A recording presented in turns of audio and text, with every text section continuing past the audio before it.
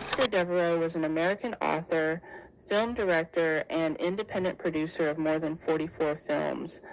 Although the short-lived Lincoln Motion Picture Company was the first movie company owned and controlled by Black filmmakers, Micheaux is regarded as the first major African-American feature filmmaker, a prominent producer of race films, and has been described as the most successful African-American filmmaker of the first half of the 20th century.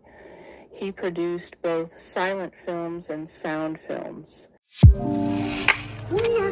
Micheaux was born on a farm in Metropolis, Illinois on January 2nd, 1884. He was the fifth child born to Calvin S. and Belle Micheaux, who had a total of 13 children. In his later years, Micheaux added an E to his last name. His father was born a slave in Kentucky. Because of his surname, his father's family appears to have been enslaved by French-descended settlers. French Huguenot refugees had settled in Virginia in 1700. Their descendants took slaves west when they migrated into Kentucky after the American Revolutionary War. In his later years, Micheaux wrote about the social oppression he experienced as a young boy. His parents moved to the city so that the children could receive a better education. Micheaux attended a well-established school for several years before the family eventually ran into money troubles and were forced to return to the farm. The discontented Micheaux became rebellious, and his struggles caused problems within his family. His father was not happy with him and sent him away to do marketing in the city. Micheaux found pleasure in this job because he was able to speak to many new people and learned social skills that he would later reflect in his films. When Micheaux was 17 years old, he moved to Chicago to live with his older brother, then working as a waiter. Micheaux became dissatisfied with what he viewed as his brother's way of living the good life. He rented his own place and found work in the stockyards, which he found difficult. He moved from the stockyards to the steel mills, holding down many different jobs. Being swindled out of $2 by an employment agency, Micheaux decided to become his own boss. His first business was a shoe shine stand, which he set up at a wealthy African-American barbershop, away from Chicago competition. He learned the basic strategies of business and started to save money.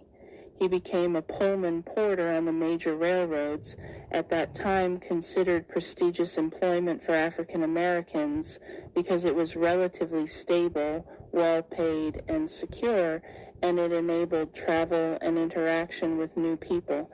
This job was an informal education for Micheaux.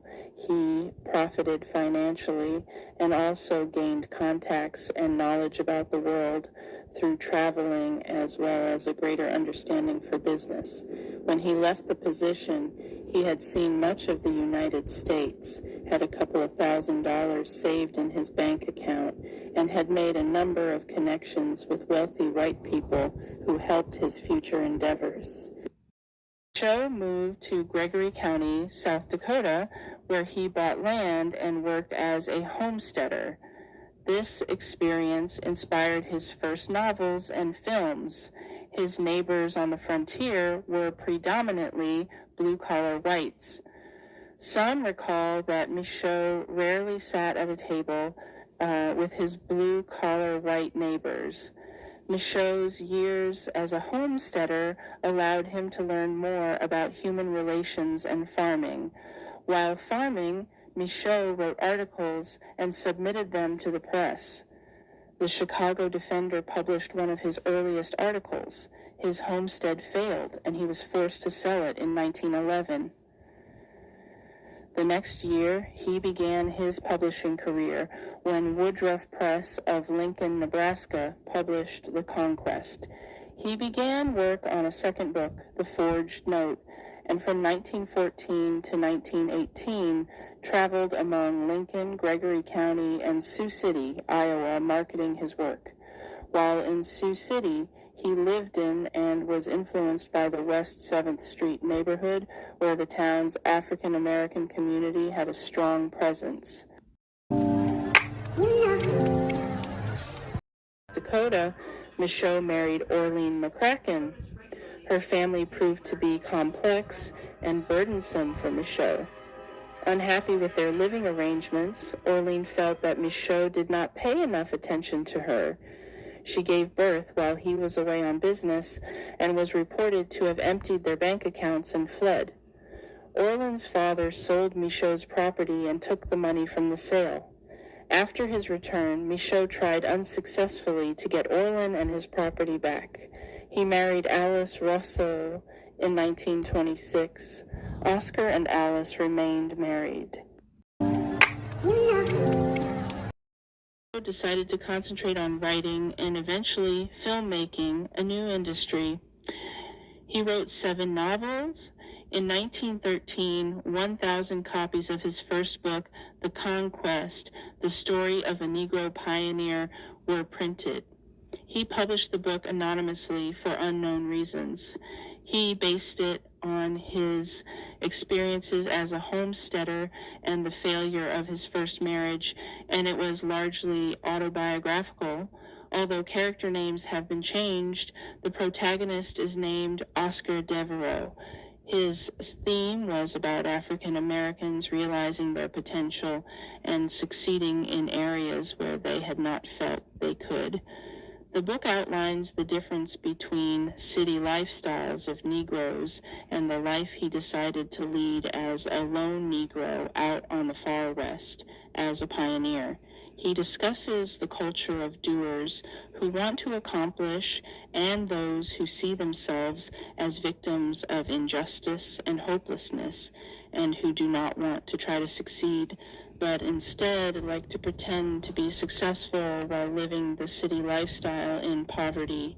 He had become frustrated with getting some members of his race to populate the frontier and make something of themselves with real work and property investment.